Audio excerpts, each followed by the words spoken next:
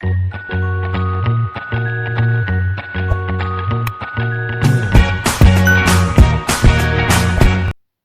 Student, welcome to Unite classes.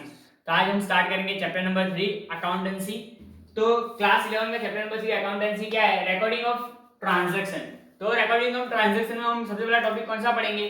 Accounting equation. अब accounting equation क्या है? सबसे पहले मैं आपको यही बता दूंगा अकाउंटिंग इक्वेशन क्या है। तो अकाउंटिंग इक्वेशन किसे कहते हैं कि asset is equal to liability plus capital. मतलब हमारे जो असेट है वो लायबिलिटी और कैपिटल के इक्वल होंगे। तो आप ये इक्वेशन को अच्छे से समझने के लिए मैं आपको बैलेंस शीट समझाऊंगा।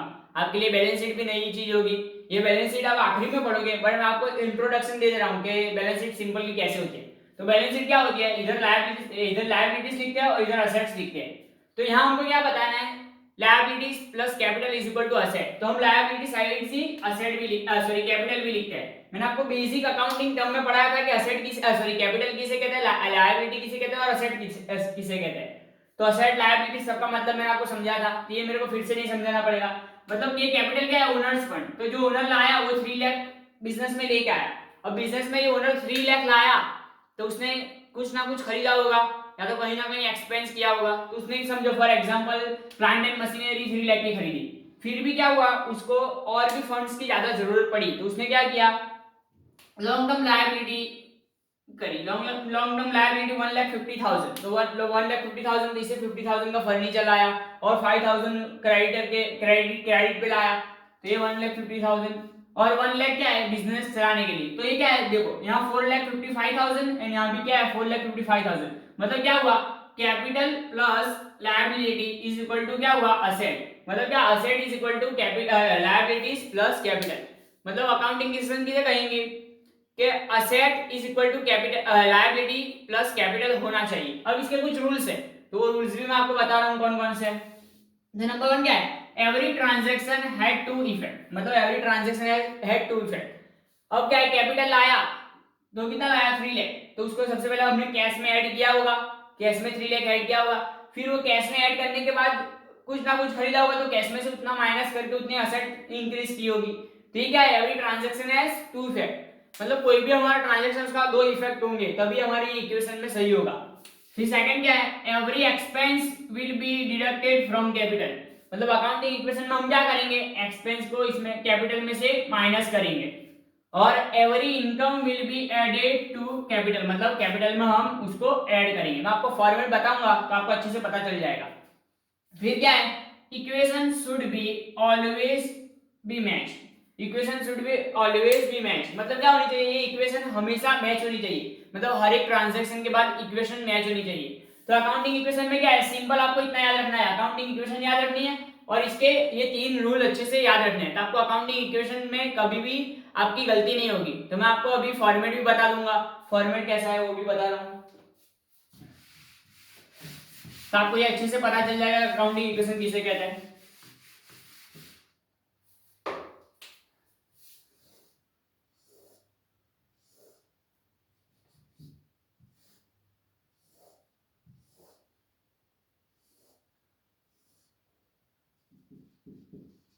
असेट्स, फिर यहाँ हम लिखेंगे टोटल, यहाँ लिखेंगे लायबिलिटीज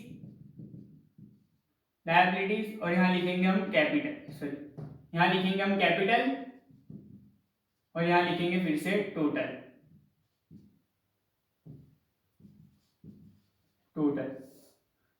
ये हमारा क्या होगा? फॉर्मेट होगा। अब इसको क्या करना है? देखो कोई भी लायबिलिटीज आएगी तो आप क्या करोगे?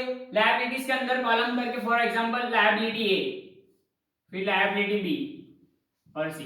अब कैपिटल में तो आप यही लिखोगे, जैसे for example 10 lakh capital, sorry 1 lakh capital लेके आया, 1 लाख कैपिटल लेके आया। अब एक्सपेंस वाला क्या करोगे? एक्सपेंस वाला यहां से माइनस करोगे कितना? 5,000 एक्सपेंस फॉर एग्जांपल, चलो 50,000 एक्सपेंस ले लेंगे। तब हमारा क्या कैपिटल कितना बचा? यहाँ भी यही हम लिखेंगे कितना बचा? 50,000 जाएगा तो 50,000 रिमेनिंग।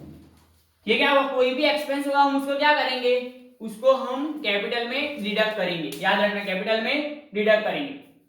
तो ये क्या है अकाउंटिंग इक्वेशन में? अब असेट इस साइड लिखेंगे हम।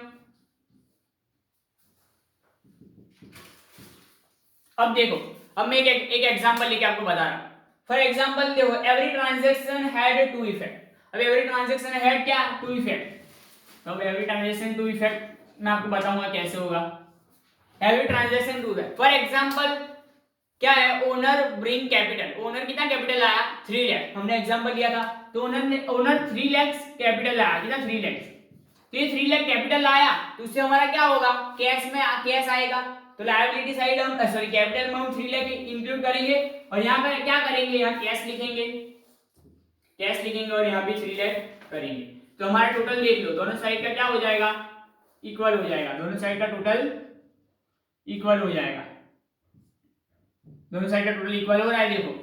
तो क्या हुआ, every transaction had two effect, तो पहला क्या था, एवरी ट्रांजैक्शन टू इफेक्ट, मतलब हमने जो सॉरी ओनर जो कैपिटल लाया उसको हमने कैपिटल में भी लिखा और कैश में भी ऐड किया, तो ये ट्रांजैक्शन के दो इफेक्ट हुए।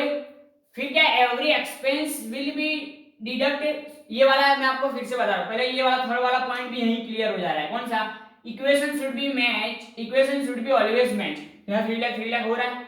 अब यहाँ पे एक्सपेंस की बात लेंगे, तो expense for example 3 lakh capital है, अब हम क्या करेंगे, अब हमने 1 लाख का क्या खरीदा, प्लांट एंड मशीनरी, तो प्लांट एंड मशीनरी में 1 लाख का खरीदूंगा तो क्या होगा, प्लांट एंड मशीनरी, तो देखो प्लांट एंड मशीनरी खरीदा तो इससे क्या होगा, मेरा कैश कम होगा, कैश कितना कम होगा 1 लाख, तो मैं कैश को इससे इधर से कम करूंगा कितना 1 लाख, और प्लांट एंड मशीनरी में कितना ऐड करूंगा, प्लांट एंड मशीनरी में 1 लाख ऐड करूंगा, तो प्लांट एंड मशीनरी में ऐड कर लिया, तो अब देखो यहाँ पे क्या है, यहाँ पे आएगा 2 लाख और यहाँ पे 1 लाख, तो यहाँ पे टोटल कितना हुआ 3 लाख हुआ।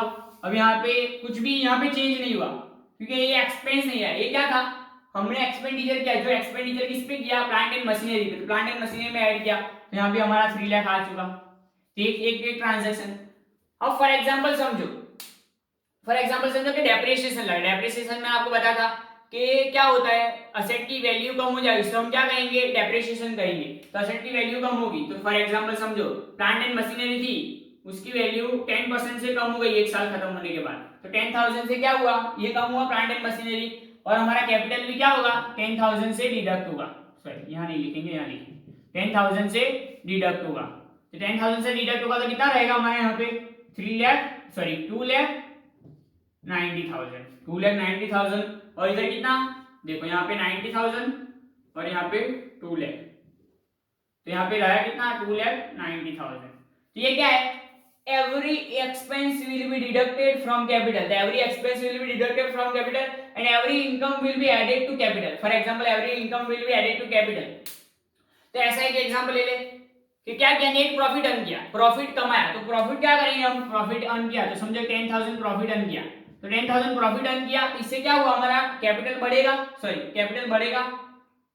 तो हमने कैपिटल में 10,000 ऐड किया, अब क्या है, कैश क्या होगा हमारा, कैश भी बढ़ेगा 10,000 से, तो कैश भी 10,000 से बढ़ा दिया, तब हमारा यहाँ क्या हुआ 2,10,000 और यहाँ पे 90,000, तो हमारा टोटल कितना आएगा, टोटल क्या आएगा 3 लाख, और इधर क्या होगा, इधर हमारा यहाँ पे क्या था, फॉर एग्जांपल यहाँ पे था 2,90,000 प्लस 10,000 पे, तो यहाँ पे क्या आया 3 लाख, तो यहाँ पे हम लिखेंगे 3 लाख। तो ये सिंपल क्या है, सिंपल एक हमारा फॉर्मेट मैंने आपको बता के अकाउंटिंग इक्वेशन का फॉर्मेट कैसे होगा, तो आपको ये अच्छे से फॉर्मेट याद रखना है, एकदम इजी, अकाउंटिंग इक्वेशन में कोई आपको दिक्कत नहीं होगी, क्यों नहीं होगी, अगर आपको ये 3 रूल्स अच्छे से याद है, अगर आपने कोई मिस्टेक की, समझो फॉर एग्जांपल मैंने एक्सपेंस लिया और एक्सपेंस में मैंने मिस्टेक हो गई और मेरा बैलेंस नहीं आता, तो आप क्या याद करोगे कि एक्सपेंस को क्या करना है, एक्सपेंस को करना है डिडक्ट कैपिटल में से, और हर एक ट्रांजैक्शन की 2 इफेक्ट होगी, तो एक्सपेंस कैपिटल में से मैंने डिडक्ट किया और एक्सपेंस क्या है, उससे हमारा कैश आएगा, तो मैंने कैश में से कम कर दिया, 2 इफेक्ट भी हो गई और एक्सपेंस क्या हो गई, डिडक्ट भी हो गई, और लास्ट में आप चेक करोगे तो आपका क्या हो जाएगा, इक्वेशन बैलेंस भी आ जाएगा। हम क्यों ऐसा करते हैं कि टोटल हर बार चेक करते हैं, क्योंकि हमारा कोई भी एक ट्रांजैक्शन गलत होगा तो हमको तुरंत पता चलेगा। नॉर्मली क्या होता है, कुछ टीचर्स ऐसा कराते हैं कि ये टोटल नहीं लिखते, टोटल का कॉलम लास्ट में लिखाते हैं, तो उससे क्या होगा, आपको पता नहीं चलेगा कौन से ट्रांजैक्शन में मिस्टेक है, इसलिए क्या करना है, हम यही फॉर्मेट यूज करेंगे कि टोटल भी हम साथ में ही कैलकुलेट कर लेंगे, तो इससे क्या होगा, हमको कोई प्रॉब्लम नहीं आएगी कि कौन से ट्रांजैक्शन में मिस्टेक हुई है, तो हमको तुरंत मिस्टेक पता चलेगी और हम सही कर लेंगे, तो हमारा पूरा सम फिर से नहीं करना पड़ेगा। और आपको एक और चीज बता दूं, ये ब्रैकेट में लिखेंगे तो हम क्या करेंगे, माइनस, कोई भी चीज को माइनस करना हो तो हम ब्रैकेट में लिख के बताएंगे, तो ये सिंपल क्या था, अकाउंटिंग फॉर्मेट हमने पढ़ा और उसके रूल्स पढ़ा।